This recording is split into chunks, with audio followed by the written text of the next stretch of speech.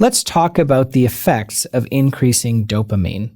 So there are several tracts in the brain that are going to be relevant here. I'm going to go through all of them because going through all of them now will help you understand how side effects occur with these medications and also how we treat Parkinson's disease in a later lecture. First, let's talk about the pink nigrostriatal tract. This is where extrapyramidal function is housed, and increasing dopamine will cause an improvement in Parkinsonian symptoms.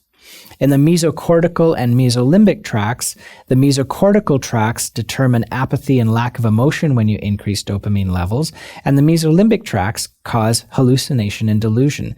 This is where psychosis comes from. The tubuloinfundibular tract is responsible for prolactin release. You can see that the TI tract goes down into the hypothalamus. Hyperprolactinemia results from increased dopamine levels. This is why increasing dopamine with medications can cause hyperprolactinemia. And finally, the chemoreceptor trigger zone.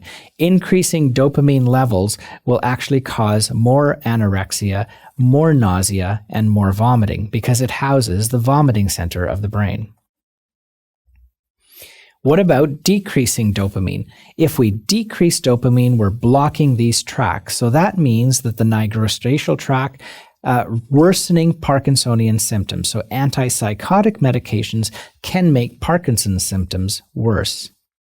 In the ML and MC tracts, you have improvement in symptoms and in social function in patients who have diseases like schizophrenia.